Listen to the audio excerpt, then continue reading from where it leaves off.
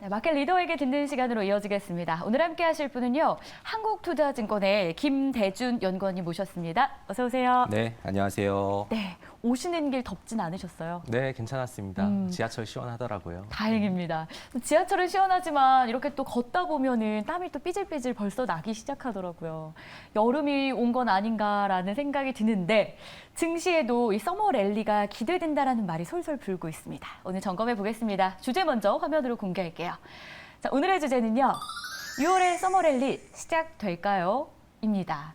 일단 5월부터 저희가 평가하면서 6월로 넘어가 볼게요. 연구원님 보시기에 5월 증시 어떻게 좀 평가하십니까? 네, 완전히 기존 흐름과 달랐죠. 사실 우리가 5월이라고 하면 세린메이라고 해가지고 항상 안 좋은 흐름이 나왔다 이렇게 봤는데 예상 외로 시장 굉장히 좋았고요. 네. 특히 한국은 반도체 같은 주도주가 시장을 이끌면서 예상과 다른 큰 폭의 상승세를 나타냈다 이렇게 평가할 수 있을 것 같습니다. 네, 예상 외로 좋았다. 사실 5월 시작하기 전만 하더라도 4월 말이었죠. 어떡하냐, 5월에 팔고 진짜 떠나야 되냐, 세린메이 이야기가 나올 수밖에 없었는데 말씀 주신 대로 반도체가 사실 5월장을 이끌었다 해도 과언이 아닙니다. 반도체주가 쭉 올라주면서 뭐 코스피 같은 경우에도 연중 고점을 이렇게 터치하기도 했었잖아요. 그렇죠. 이런 대형주들의 상승 앞으로 좀 기대해봐도 될까요? 아니면 지금 반짝 이러는 걸까요? 네, 저는 개인적으로 대형주의 랠리가 앞으로 조금 더 이어질 수 있다 생각을 하고 있고요. 네. 뭐 아까 조금 건너뛰었는데 어쨌든 5월에는 악재가 없었던 건 아니었습니다. 일단 뭐 미국의 부채 한도 이슈도 있었고요. 뭐 오늘 다행히 하원 통과했지만 그리고 2차 전지에 대한 약세 이런 것 때문에 과연 주식을 해야 되냐 말아야 되냐 이런 분위기가 조성이 됐는데 문제는 우리나라 시장에서 큰 손이라고 할 수 있는 이 외국인이 한국의 대형주를 대규모로 사게 되면서 이 기조가 이어질 것이냐 아닐 것이냐 여기에 대한 기대가 굉장히 커졌습니다. 근데 저는 2차 전지가 조금 숨을 고르는 상황에서 이 남아있는 수급들이 반도체를 비롯해서 자동차, 플랫폼 이런 대형주 전방으로 조금 확산이 될 수 있다 이렇게 생각을 하고 있고요. 그리고 한국 시장은 굉장히 좀 안 좋았던 이슈지만 CFD라고 해서 SG 사태라고 우리가 이제 얘기를 하고 있죠.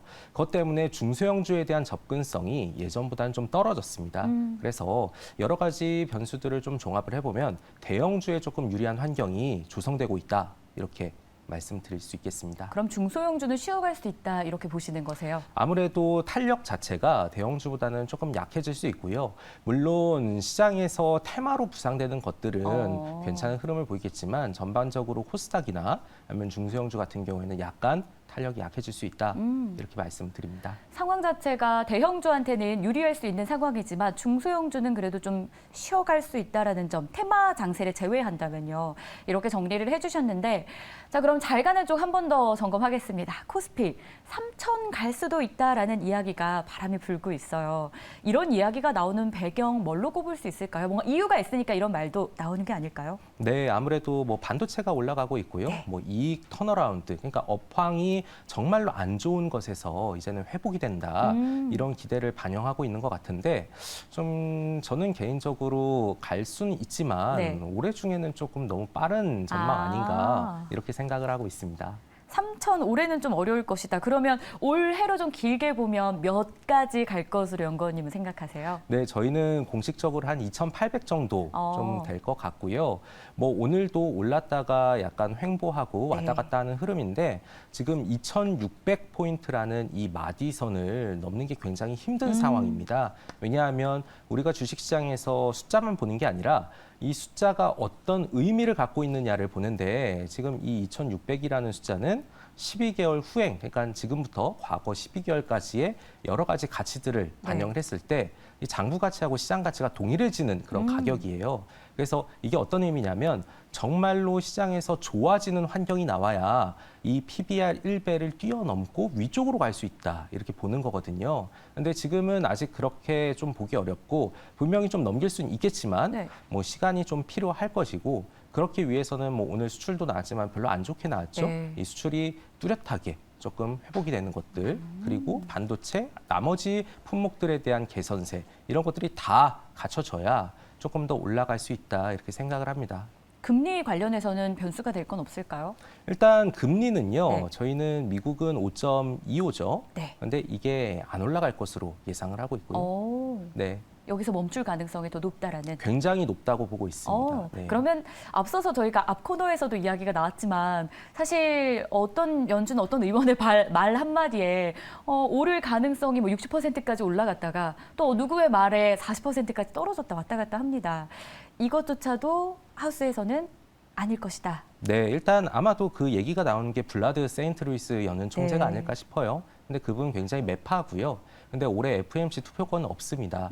그래서 조금 더 영향력 있는 사람들을 봐야 되는데 뭐 파월 의장이 1번이라고 할 수가 있겠죠. 근데 파월 의장이 얼마 전 버냉키 전 연준 의장이랑 컨퍼런스를 했었는데 지금 미국의 SVB나 이제 퍼스트 리퍼블릭 인수 이후로 시장의 유동성 굉장히 경색이 됐고 네. 대출 태도가 악화가 됐기 때문에 굳이 기준금리를 올리지 않더라도 시장금리는 금리 인상 효과를 이미 반영하고 있다. 이렇게 코멘트를 했거든요. 그래서 이거를 조금 해석을 해보면 아마도 6월에는 분명히 조금 상황을 조금 더 지켜보지 않을까 이렇게 생각을 합니다. 그리고 미국이 지금 물가가 높긴 하지만 네. 추세적으로 좀 내려가고 있거든요. 오. 그렇기 때문에 이미 많이 올렸고 지금은 한 번 정도 좀 지켜볼 타이밍이 아닌가 저희는 생각을 하고 있습니다. 그러면 좀 동결이라는 단어를 사용하면서 마음의 평안을 찾을 수 있다라는 생각도 조금 드는데요. 앞서서 힌트를 좀 주셨는데 그럼 이렇게 좀 잘 갈 수 있는, 그러니까 특히 대형주는 더 갈 수 있을 것이라 전망하신 배경에 외국인의 수급이 있었습니다. 오늘만 하더라도 코스피가 하락하고 있는데 외국인은 계속 코스피에 베팅을 하고 있어요. 외국인이 이렇게 사고 있는 배경 뭐라고 생각하세요? 네, 일단 IT 쪽에서 네. 굉장히 새로운 테마와 산업의 성장이 기대가 된다 이런 측면을 보고 있고요. 왜냐하면 지금 어쨌든 저성장과 고물가, 경제 측면에서 보면 굉장히 안 좋은 상황입니다. 그리고 기업들 입장에서는 물가가 높아지다 보니까 인건비가 계속해서 올라가고 있어요.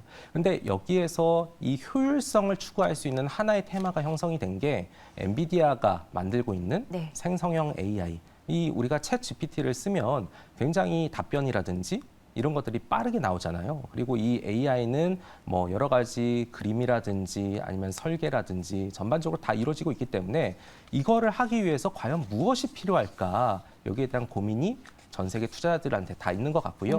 엔비디아를 시작으로 각각에 들어가는 부품들, 뭐 한국은 SK 하이닉스를 비롯한 뭐 HBM이라고 해서 고대역폭 메모리가 있는데 이런 하드웨어가 되겠죠. 그러다 보니까 한국이 이 부분에서 굉장히 큰 비중을 차지하다 보니 외국인 한국을 사고 있다 이렇게 보시면 될 것 같고요. 또 한 가지 말씀드릴 수 있는 부분은 아마도 네. 중국 쪽에 대한 부담이 아. 굉장히 외국인이 한국이나 또는 일본 쪽으로 자금을 이동시키는 그런 요인이 아닐까 생각을 합니다. 그럼 중국에서 자금이 빠져나온다. 그렇죠. 그게 지금 일본 증시도 최고치를 경신하는 계기를 만들어주는 거고 네. 국내 코스피에도 긍정적인 재료가 되고 있다.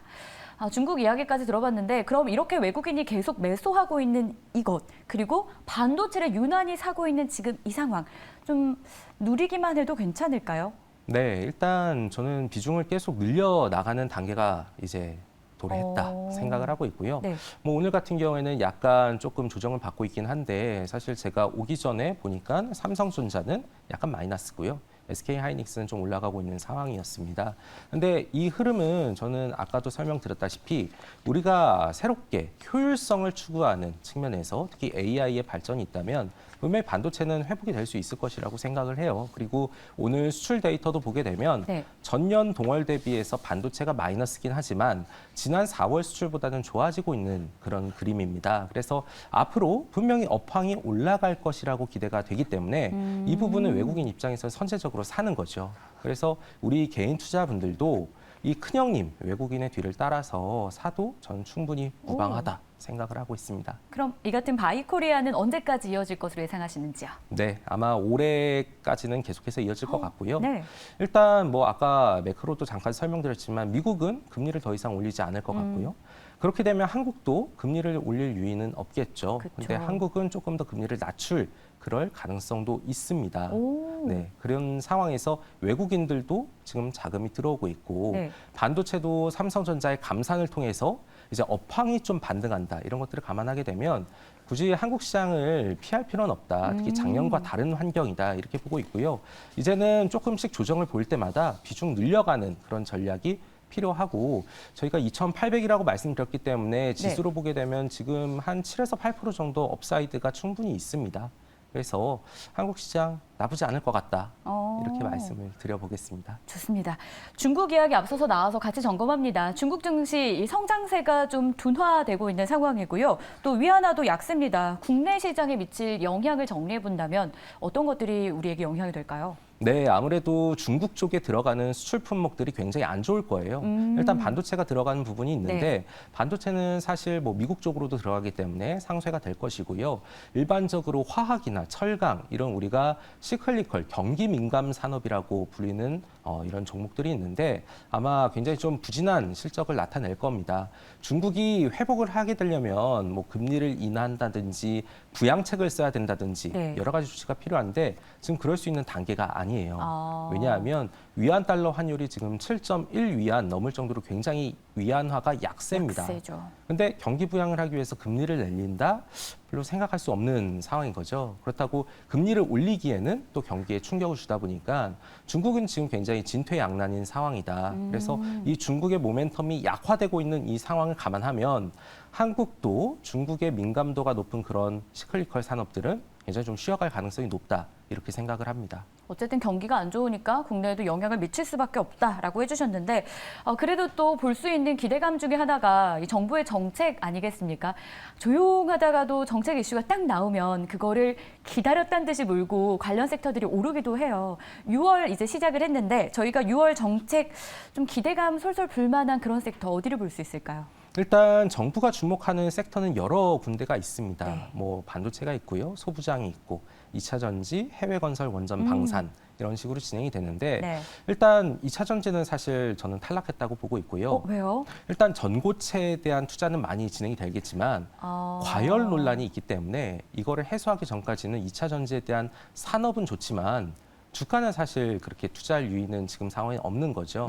그래서 이 자금들이 다른 쪽으로 이동할 수 있다. 이렇게 보면은 반도체나 아니면 소부장이나 또는 원전, 방산 이런 쪽으로 조금 더 정책 모멘텀이 강해질 수 있다. 이렇게 생각을 하고 있습니다. 그렇군요. 24년 예산안 관련한 이 산업을 지원하는 내용도 포함될 것이다. 이렇게 간략하게 피드백을 주셨는데 이 내용은 어떤 거예요? 네, 이게 정부가 내년도에 어떻게 돈을 쓸지 결정하는 게 예산안이에요. 근데 이게 통상적으로 한 6월에서 8월 사이에 발표가 됩니다. 그래서 이 내용을 가지고 국회에서 얘기를 하고 최종안을 결정하는데 이번 정부에서 얘기를 하고 있는 게 재정 지출을 굉장히 좀 줄이겠다였어요. 예전처럼 돈을 푸는 게 아니라 재정을 굉장히 타이트하게 건전성을 추구하겠다 이렇게 얘기를 했거든요. 이 얘기는 돈을 그냥 마구잡이로 쓰는 게 아니라 정말로 키워야 될 산업에만 쓰겠다는 겁니다. 근데 여기에 대한 내용은 사실 작년 말 그리고 올해 2월 정도에 발표된 신성장 4.0 전략이 다 나와 있어요. 그래서 여기 보는 게 반도체 2차 전지 그리고 뭐 해외 건설, 원전, 뭐 방산 이런 건데 제가 말씀드렸다시피 2차 전지 돈은 들어가겠지만 주가가 사실 그렇게 착한 주가가 아닙니다. 그래서 조금 가격 측면에서 매력도가 높은 나머지 산업들을 볼 필요가 있다. 이렇게 말씀드리고 있죠. 네, 2차 전지 조금 충격적이기도 합니다. 충격이라기보다 저는 2차 전지 그래도 좀 갈 수 있다는 말이 워낙 많으니까 좀 기대했는데 그래도 정부 정책 상황으로 봐서는 반도체 쪽이나 뭐 방산 이런 이야기 나왔으니까 한번 기억해 보도록 하겠고요. 자, 그럼 6월 증시에서 주목해야 될 이벤트 한번 점검해 보겠습니다. 이벤트와 함께 변수가 될 만한 요소까지 좀 정리해 주신다면요. 네, 일단 6월 중에 여러 가지 이슈가 있는데 뭐 FOMC나 이런 통화정책 회의가 있는데요. 근데 이 부분은 사실 너무나 많이 이야기가 나와서 좀 식상한 주제고요. 뭐 금리는 동결이 될 것으로 예상을 하고 있고 오히려 6월 초에 있는 5일부터 5일 동안 열리는 5일부터 9일까지 열려요. 애플의 세계 개발자 컨퍼런스라는 게 있습니다. 아마도 애플이 신규 iOS 17이죠. 여기에 대한 이야기들을 할 것 같고 지금 기대감은 좀 낮지만 그래도 뭐 XR 헤드셋이나 새로운 제품에 대한 이야기가 있을 거기 때문에 애플 서플라이 체인에 연결되어 있는 그런 종목들은 좀 좋은 흐름을 볼 수도 있다 생각을 하고 있습니다. 바이오 쪽은 좀 어떻게 보세요? 오늘 장만 놓고 보면 바이오 섹터 흐름 굉장히 좋잖아요. 특별히 이렇다 할 섹터 안에서의 이슈는 없긴 한데 그래도 찾아보자면 학회라는 모멘텀이 좀 남아 있습니다. 이 섹터에 대한 평가는요? 네, 바이오 분명히 좀 성장할 수 있는 산업인데요. 뭐 그 학회가 끝나게 되면 또 모멘텀이 소멸하기도 합니다. 근데 바이오가 사실 그 학회뿐만 아니라 굉장히 세분화되어 있어요. 네. 뭐 신약, 백신, 그렇죠. 그리고 복제약, 뭐 의료기기라든지 뭐 미용기기 뭐 여러 가지가 있는데 사실 저는 백신 쪽이나 신약 쪽은 조금 내려놓고요. 나머지 복제약이나 아니면 의료기기 쪽으로 지켜보시는 게 좋을 것 같고 아마도 시장 금리가 조금 더 내려가는 흐름들이 나오게 되면 바이오도 이 금리에 대한 민감도 굉장히 높기 때문에 네. 이 금리 하락을 반영해서 조금 더 레벨을 높일 수 있다. 이렇게 생각을 하고 있습니다. 오, 좋습니다. 자, 그렇다면 하반기 투자 전략으로 정리해 보겠습니다. 공식을 깨부순 5월이었습니다. 하반기 투자 전략은요? 네, 하반기 분명히 이제 상승할 것으로 좀 예상을 하는데 네. 속도 자체는 빠르지 않을 것 같습니다. 일단은 2,600, 2,700 넘어가는 과정 중에서 악재들을 한 번씩 소화를 해야 되거든요. 근데 어쨌든 성장하는 산업들은 굉장히 시장과 다르게 조금 더 상승폭을 키울 수가 있고요. 저희는 반도체나 네. 아니면 정부가 정책 모멘텀을 쓸 수 있는 뭐 소부장이나 해외 건설, 방산 이런 쪽 좋게 보고 있고요. 추가적으로 FOMC 이후에 시장 금리의 상승세가 둔화되는 게 나타나게 된다면 뭐 바이오라든지 네. 플랫폼 같은 성장주로도 조금 더 늘릴 수 있을 것 같습니다. 좋습니다. 자, 이렇게 해서 저희 이제 6월 첫 거래일 하반기까지 전략을 세워봤습니다. 지금까지 한국투자증권의 김대준 연구원이었습니다. 고맙습니다. 네, 감사합니다. 네, 준비한 소식 다 전해드렸고요. 저희 내일 다시 찾아올게요. 시청해주셔서 고맙습니다.